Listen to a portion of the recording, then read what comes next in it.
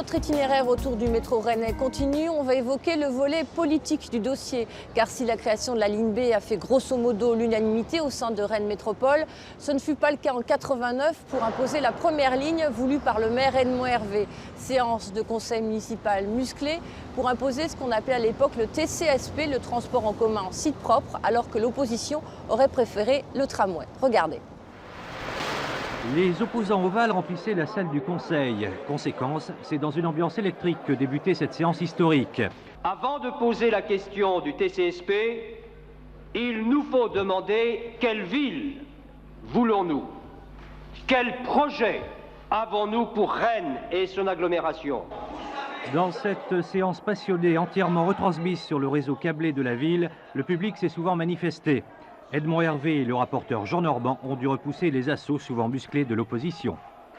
Pourtant, monsieur le maire, malgré vos dires et malgré vos brillants rattrapages de dernière heure, vous n'avez pas, de notre point de vue, traité ce dossier comme on était en droit de l'attendre. Autre opposition percutante, celle des écologistes conduits par le député européen Yves Cochet. Les Verts, totalement acquis au tramway, ont demandé un référendum pour un véritable choix de la population. En fait, si on regarde réellement le projet qui nous est présenté ce soir, c'est-à-dire celui pour lequel vous vous êtes engagé, ça fait une semaine que l'on sait que c'est ce projet que vous défendez. Dans cette séance agitée, tous les conseillers socialistes sont montés au credo pour défendre le Val. Sans surprise, le métro lillois a été adopté à une large majorité. Vous avez émis un souhait favorable au Val par 43 voix. À 4h30 du matin, la séance était levée. Une séance marathon de 8 heures.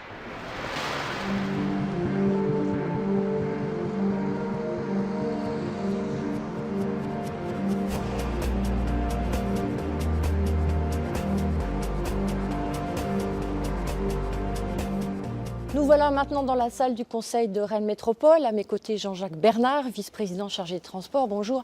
Alors, quand on revoit ces images de ce fameux débat où on voit Edmond Hervé défendre la ligne A du métro, ça a été une sacrée empoignade quand même. L'histoire lui donne raison, et effectivement, parce que la plupart des critiques que l'on opposait au projet à l'époque se trouvent aujourd'hui effectivement démenties, qu'il s'agisse du fait que l'on doutait de la capacité de la ville à se doter d'un métro, la plus petite ville du monde avec un métro, qu'on doute aussi de ses capacités financières, aujourd'hui démenties puisqu'on est en capacité financière de réaliser la ligne B aujourd'hui, de l'effet de levier de cette ligne A sur l'ensemble de la fréquentation des transports en commun. Nous sommes passés de 30 millions de voyages de 2002 à aujourd'hui, 2016, à 77 millions. Voilà, tous ces éléments montrent qu'il est fait effectivement précurseur. Alors la ligne B, elle est votée ici en 2007. Vous prenez part au vote. Pourquoi on choisit ce tracé? Dès lors que l'on avait déjà ce tracé de la ligne A, on imaginait déjà quel serait le tracé de la ligne B. Il fallait qu'il soit en complément vis-à-vis de la desserte des populations, des quartiers de la ville. Je pense notamment aux quartiers de Clenay, de Maurepas, mais aussi des quartiers en devenir qui étaient ceux de la Courrouze. Et puis, dans le futur, le quartier de Via Silva, dans le prolongement de Rennes-Atalante.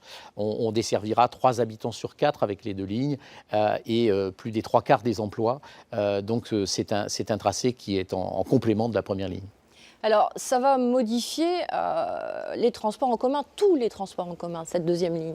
Au-delà des transports en commun, ça modifie l'ensemble de l'approche de la politique en matière de mobilité. Les transports en commun d'abord parce que comme pour la ligne A, ça nécessitera évidemment une adaptation du réseau de transport en commun bus.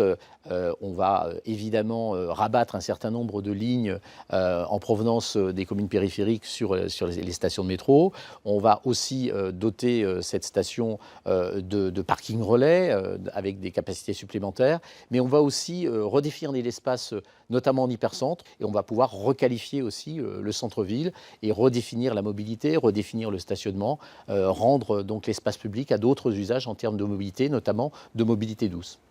Un coût aussi plus important rapidement par rapport à la première ligne? Si l'on regarde quel était le linéaire de la première ligne et celui de la deuxième ligne, avec plus de 13 km, c'est plus de 5 km supplémentaires, presque 50% de linéaire supplémentaire. Des technologies qui ont évolué aussi, mais si l'on ramène donc en euros constants, on peut penser que la ligne A aujourd'hui serait un coût supérieur à ce qu'il avait été à l'époque, donc avec une livraison en 2002. Merci pour ces explications et je rappelle donc que la ligne B du métro est prévue à l'horizon 2020.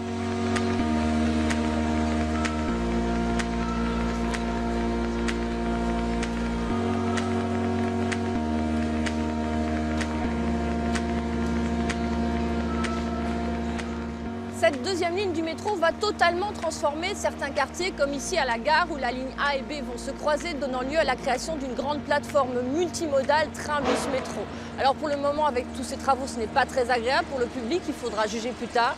En attendant, je vous propose un aperçu de ce que sera votre métro demain. La station-gare, voici son futur visage. Tout le secteur mis sur l'avenir et sera remodelé pour donner naissance à Euro-Rennes, un quartier d'affaires prévu en 2025, boosté par l'arrivée de la ligne TGV à grande vitesse mettant Rennes à moins d'1h30 de Paris. Nouvel essor aussi autour de la station Sainte-Anne, où le public arrivera en 2017 au pied d'un centre des congrès tout neuf desservi par la ligne. Au total, ce sont 15 stations qui vont jalonner le nouveau parcours pour atteindre au nord-est de Rennes la future zone urbaine Via Silva, où près de 40 000 nouveaux habitants sont attendus d'ici 2040.